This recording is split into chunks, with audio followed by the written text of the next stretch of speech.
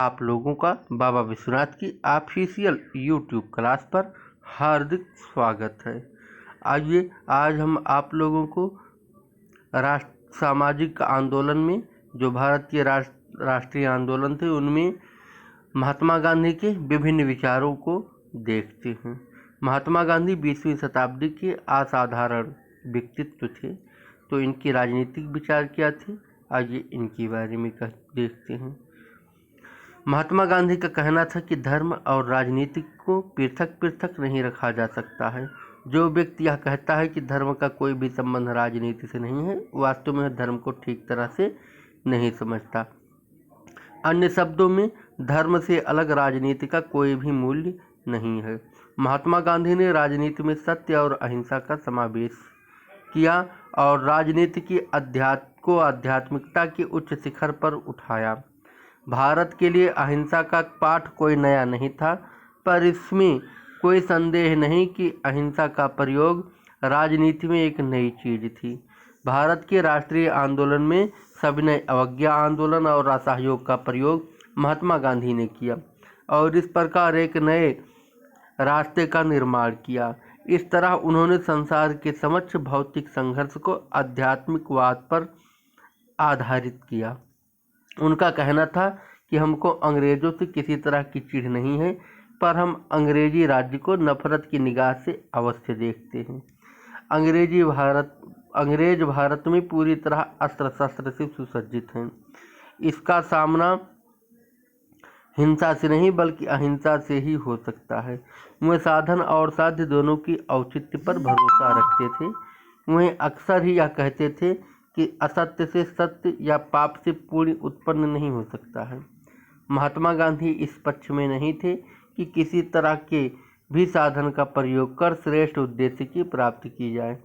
उन्होंने अपने राजनीतिक विचार दक्षिणी अफ्रीका से भारत वापस आने के पहले ही हिंद स्वराज नामक पुस्तक में व्यक्त किए थे। इस पुस्तक में भारत के पुनर्जीवन की एक योजना बनाई गई थी। इस पुस्तक में उनके द्वारा दिए गए प्रस्ताव बिल्कुल नए, क्रांतिकारी और साहसपूर्ण थे। सर्वसाधारण का भला करना उनका पहला मुख्य ध्येय था। महात्मा गांधी ने सन 1925 में स्वराज के बारे में यंग इंडिया में भी अपने विचार प्रकट किए थे। जहाँ तक शासन के अधिकारों का संबंध था, गांधी जी केंद्रीयकरण के पक्ष में नहीं थे बल्कि विकेंद्रीयकरण चाहते थे। उनका मत था कि ग्राम शासन की पहली इकाई होनी चाहिए और अधिकारों का स्रोत ग्राम हो, न कि ऊपर के अधिकारियों की आज्ञा ग्राम वालों को स्वीकार करनी पड़े। गांधी जी संकीर्ण राष्ट्रीयता में विश्वास नहीं रखते थे, बल्कि वे विश्व बंधुत्व के सिद्धांत पर राष्ट्र का निर्माण चाहते थे। उनके सिद्धांतों पर चलकर संसार भर में शांति स्थापित की जा सकती थी। यूरोप में जो आए दिन संघर्ष की स्थिति रहती है, उसका प्रधान कारण संकीर्ण राष्ट्रीयता की भावना ही है। रौम्या रोला ने इस पर इन शब्दों में अपने विचार व्यक्त किए हैं: युद्ध और विलंबों से ग्रसित यूरोप शांति के लिए गांधी जी की ओर निहारता था, इसलिए महात्मा गांधी शांति के समर्थक थे। आइए अब देखते हैं महात्मा गांधी के आर्थिक विचार। यह सभी को ज्ञात है कि महात्मा गांधी ने भारत के राजनीतिक जीवन में प्रधानता आर्थिक कारणों से प्रभावित होकर प्रवेश किया। अंग्रेजों की आर्थिक शोषण की नीति की वजह से भारत में जनसाधारण की हालत दयनीय थी। गांधी जी इसे सहन न कर सके। वे स्वयं एक गरीब व्यक्ति की तरह ही जीवन व्यतीत करते थे। उनके द्वारा संचालित आंदोलनों का अधिकतर आधार आर्थिक समस्याएं ही थीं।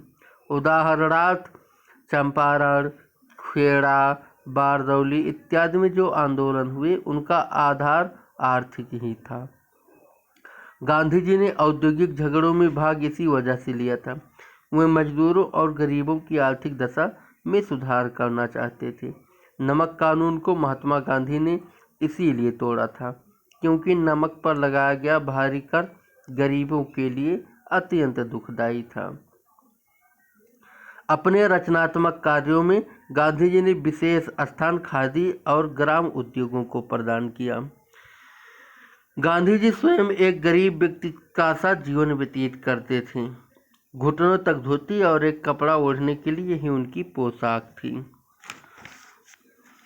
गांधी जी एक ऐसे समाज की स्थापना करना चाहते थे जो सत्य और अहिंसा पर आधारित हो।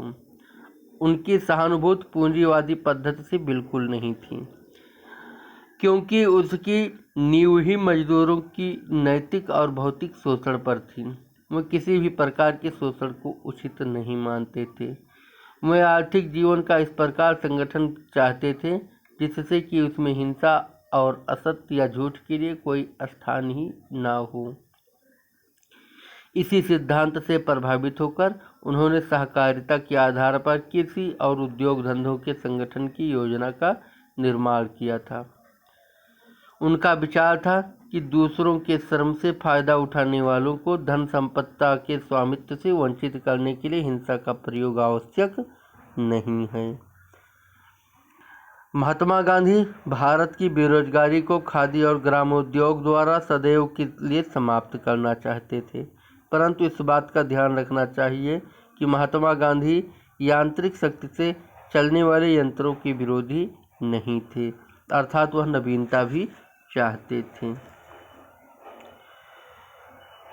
आइए देखते हैं राष्ट्रीय आंदोलन में महात्मा गांधी की देन। महात्मा गांधी ने जिस समय भारत की राजनीति में भाग लेना आरंभ किया, उस समय कांग्रेस मुट्ठी भर व्यक्तियों की संस्था थी।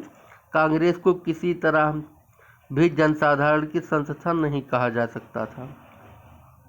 महात्मा गांधी ने सन 1915 में कांग्रेस में प्रवेश किया और कुछ ही समय के अंदर अंदर उन्होंने कांग्रेस को एक सर्वसाधारण की संस्था बना दिया। दक्षिणी अफ्रीका में उन्होंने अपने जीवन के सफल प्रयोग किए थे और हर तरह का त्याग किया था, इसलिए भारत आने के पहले ही उन्हें ख्याति प्राप्त हो चुकी थी। इसमें कोई संदेह नहीं कि महात्मा गांधी के पहले उग्रवादी नेताओं ने अर्थात लाला लाजपत राय, लोकमान्य तिलक और बिपिन चंद्र पाल ने एक नए जीवन के संचार करने का प्रयत्न किया था, परंतु मोटे तौर पर यह कहा जा सकता है कि महात्मा गांधी के आने के पहले राष्ट्रवादी नेताओं की नीति राजनीतिक भिक्षावृत्ति की थी। कांग्रेस के सभी नेता प्रार्थना और प्रस्तावों में विश्वास रखते थे। वे अपने प्रस्तावों द्वारा अंग्रेजी सरकार के सामने शासन की कमजोरी और कमियों का बखान करते थे और अंग्रेजी सरकार के सामने अपनी मांगों को प्रार्थनाओं के रूप में रखते थे। किंतु गांधी जी ने सत्य और अहिंसा के आधार पर अपना सत्याग्रह का कार्यक्रम बनाया। उनका कहना था कि हर व्यक्ति को सहनशील होना चाहिए। अंग्रेजों की जबरदस्त सैनिक शक्ति का मुकाबला करने के लिए उन्होंने अहिंसा और असहयोग का सहारा लिया। महात्मा गांधी ने, जैसा कि प्रसिद्ध लेखक कोपलैंड ने लिखा है, राष्ट्रवादी आंदोलन को क्रांतिकारी आंदोलन में परिणत कर दिया। जैसा कि हम सभी जानते हैं कि आरंभ के राष्ट्रीय नेताओं का कार्यक्रम केवल भाषण, सभा, प्रस्ताव और प्रार्थना तक ही सीमित था, किंतु महात्मा गांधी ने उसको आगे ले गए और उसको एक राष्ट्रवादी आंदोलन का रूप दिया।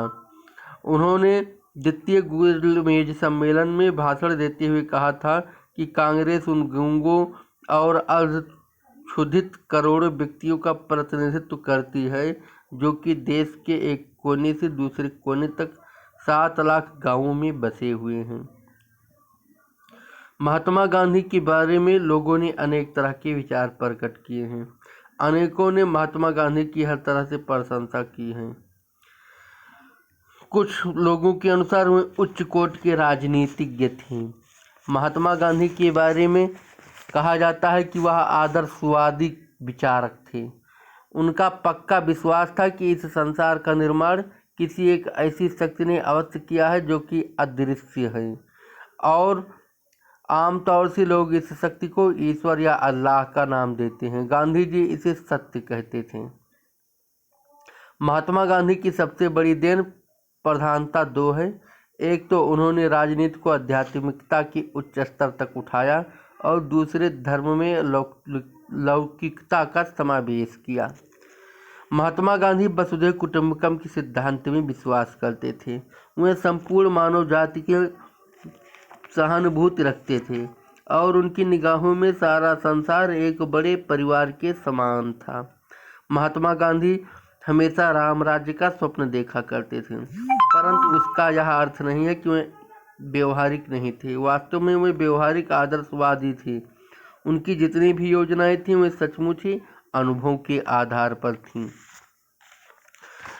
यह कहा जा सकता है कि कांग्रेस का सन 1915 से 1947 तक का जो काल था वह गांधी काल था।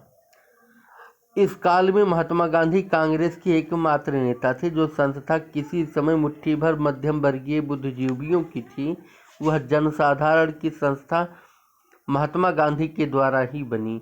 गांधी जी ने कांग्रेस के सामने एक नया ध्येय, एक नया कार्यक्रम और साथ ही साथ एक नया दर्शन भी रखा। उन्होंने कहा कि सत्य, अहिंसा, सत्याग्रह, सविनय अवज्ञा के आदर्शों पर चलकर भारत के लोगों को अंग्रेजी जाति के खिलाफ नहीं बल्कि अंग्रेजी शासन और ब्रिटिश साम्राज्यवादी के खिलाफ मोर्चा लेना चाहिए। गांधी जी ने यह सिखाया कि शत्रु से प्रेम करना चाहिए। इस तरह उन्होंने संसार के सामने एक नवीन राजनीतिक विचारधारा रखी। उन्होंने भारतीयों को उन शस्त्रों से लड़ना सिखाया जिनके उत्तर में अंग्रेजी शास्त्रागार में कोई भी अस्त्र न था। उन्होंने यह भी बताया कि अहिंसा कायरों व कमजोरों का शास्त्र नहीं है बल्कि बलवान और शक्तिशाली का अस्त्र है। इस तरह से महात्मा गांधी ने भारत में अपने विचार दिए और भारत को आज़ादी दिलाने के लिए उन्होंने बहुत ही अथक प्रयास किया और अंत में उनका प्रयास फलीभूत भी हुआ। धन्यवाद।